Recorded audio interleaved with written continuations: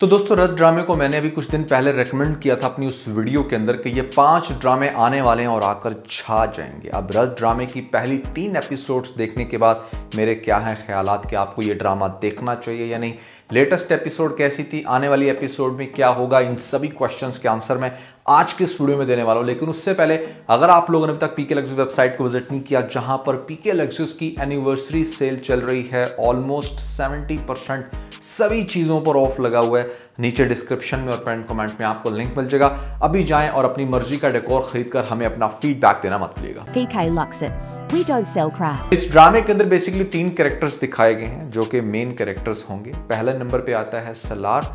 सलार एक ऐसा मजनू लड़का, मतलब जो मान लो कि बहुत ही भाईजी टाइप है और अपने एक ऐसे ब्रदर के इन्फ्लुएंस में रह रहा है। उसकी भी एक बैक स्टोरी तो है जहां पर हो सकता है कि उसकी माँ को मार दिया गया हो, बट वो रहता है एक बहुत ही बड़े बंगले में। उस बंगले में जो रहता है भाई, उसका छोटा भाई दिखाया गया है।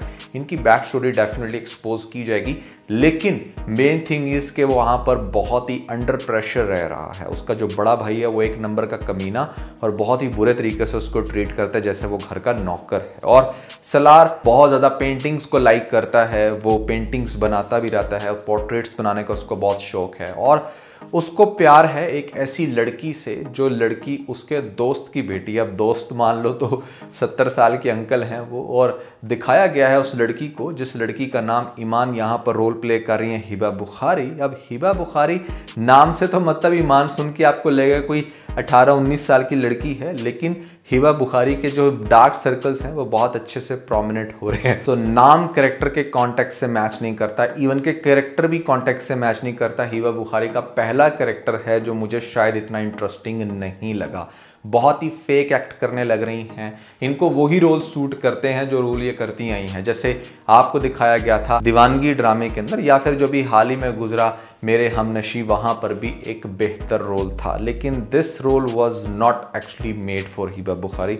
ये मेरी अपनी ऑब्जर्वेशन है, परसेप्शन है। खैर, हिबा को दिखाया गया है एक मिडिल क्लास फैमिली से, एक ऐसी लड़की जिसको बहुत ज्यादा गुस्सा है। वो नहीं चाहती कि उसकी शादी उसकी बहन के आगे से जो इन लॉज हैं वहां पर कहीं हो, तो इसलिए वो रिश्तों को धड़ाधड़ रिजेक्ट कर रही है, ये जाने बिना कि मतलब वो खुद अब आंटी बन चुकी है और उसको शादी जल्द से जल्द कर लेनी चाहिए। ये सारी बगैरती इन ड्रामों की है, जिसकी वजह से ना लड़कियां 30, 35, 32 की हो जाती है और उनको लगता है कि जैसे मतलब कोई टाइम ही नहीं है अभी तो शादी करने का, अभी तो मतलब हम जवान हैं। जैन नामी कैरेक्टर दिखाया गया है, एक ऐसा लड़का जिसके पीछे फेक बैकग्राउंड चलाया हुआ है कि जैसे शायद बाहर के मुल्क में वो मजे कहीं लूट रहा है, जबकि वो पाकिस्तान का ही सीन है। पीछे स्क्रीन लगाकर अच्छी एडिटिंग कर लिया करो यार, थोड़ा मतलब लगे कि वाकई रियलिस्टिक, कोई खर्चा कर लिया करो सीन्स पे, थोड़ा सा बाहर के मुल्क उसको चलते हुए दिखाओ जहां पर वाकई लगे कि हाँ भाई ड्रामे में ना सही काम हुआ है। खैर, वो आएगा यहाँ पर पाकिस्तान, मतलब इतना पढ़ा लिखा लड़का मान लो कि जो फौरन से आंखें बंद करके लड़की सेलेक्ट कर लेगा। अपनी पत्नी, खाला, फूफो, चाची क्या लगती है मेरे ना, रिश्ते ना अच्छे से समझ नहीं पाता मैं। अच्छा, उसके बाप की आगे से बहन है, बड़ी वाली बहन, उसने रिश्ता चुना था। माँ को नहीं पसंद, माँ कहती है कि भाई शादी मैंने करवानी है इसकी अपनी मर्जी से, लेकिन खैर उसने रिश्ता चुना होता है और यहाँ पर कुछ कॉन्वर्सेशंस भी दिखाई गई। अच्छा, पहले उसको देखता है ये एक ज्वेलरी शॉप पे। आइडियली तो अगर इसने पिक्चर से सेलेक्ट किया था, जो कि आकर अपनी माँ को भी कहता है वो जो बनी हुई है इसकी, तो इसको पहचान वहीं पर लेना चाहिए था कि ये तो वही लड़की है जिसके लिए मैं रिश्ता लेकर जाने वाला हूँ। खैर, वो एक अलग क्वेश्चन है। अब उसकी तरफ जाता है, वहाँ पर वो लड़की बड़ी बोल्ड क्वेश्चन करती है कि मेरी ये शराइत हैं, मैं जॉब भी करना चाहूँगी, किसी किस्म का जहेज़ भी नहीं दूंगी, मैं ये भी नहीं करूँगी, वो भी नहीं करूँगी। अच्छा, इस तरह की जो रिक्वायरमेंट्स होती है ना, वो ड्रामों में तो बड़ी अच्छी लगती हैं, रियल लाइफ में ऐसा बिल्कुल भी नहीं होने वाला।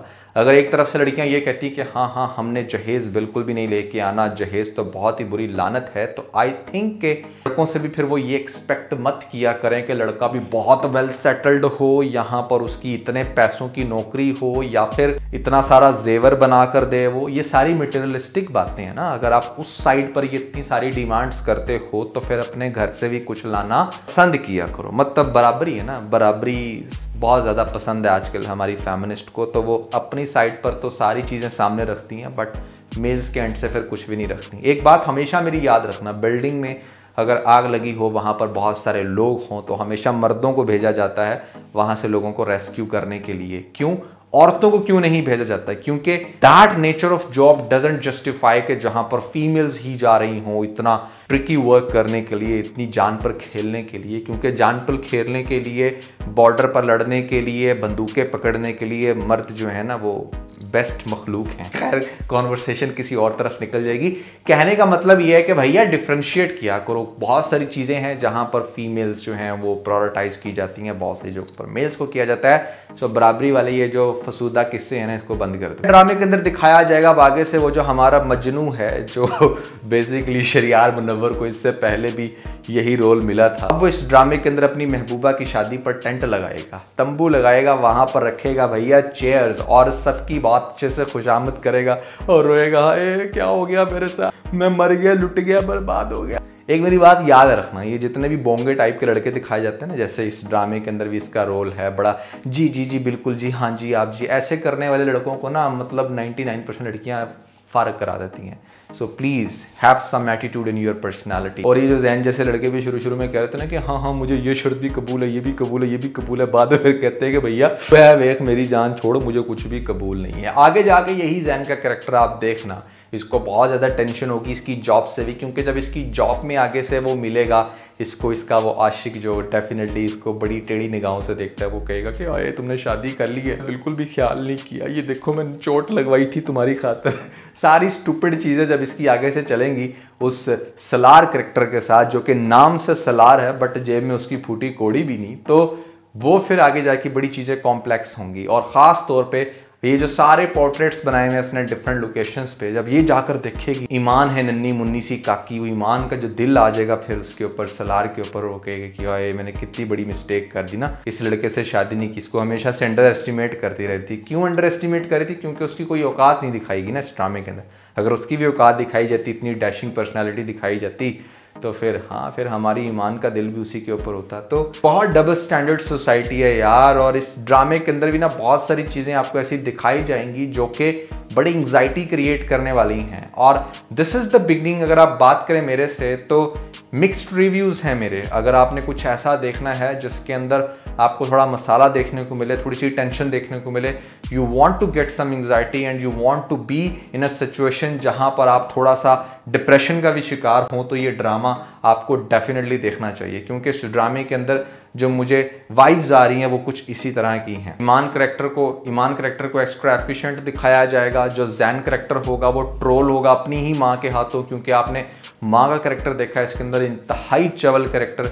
एक ऐसी औरत जो ये चाहती थी कि उसके बेटे की शादी उसकी मर्जी से हो, शादी उसकी मर्जी से नहीं हुई, तो डेफिनेटली यहाँ पर वो ईमान का भी जीना हराम करेगी और अपने बेटे के भी कानों में तरह तरह की बातें फूंकेगी कि हाँ ये तो ऐसी है, तो वैसी है, जहाँ पर मैं करवाना चाहती थी वहाँ शादी हो जाती तो ऐसा होता।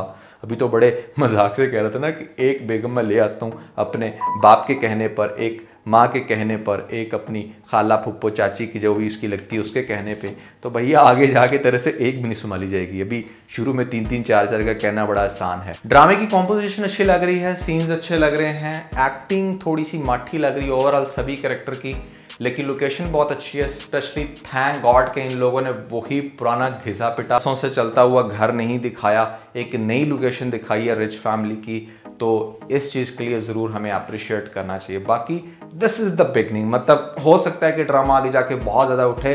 Starting impression was neither so good not so bad वाली कंडीशन है, और 3 एपिसोड्स देखने के बाद मैं तो कोई बहुत ज़्यादा एक्साइटेड नहीं हूँ। बट वो कहते हैं ना कि अंधों में काना राजा, अब हमारे पास कुछ और है ही नहीं डिस्कस करने को, तो फिर हमने रद्द को ही डिस्कस करना है ना। As long as we have another drama, हम रद्द को फ़ौरन से रद्द करेंगे, क्योंकि आई बिलीव के इससे भी बेहतर ड्रामे हैं जो फ़िलहाल लॉन्च होने चाहिए और लॉन्च होंगे। I was extremely disappointed day ago, जहाँ पर मैंने आप लोगों को एक ऐसी वीडियो बनाकर बताई कि भाई पाकिस्तानी ड्रामा जो इंडस्ट्री है बड़ी बुरी बदहाली का शिकार हुई हुई है।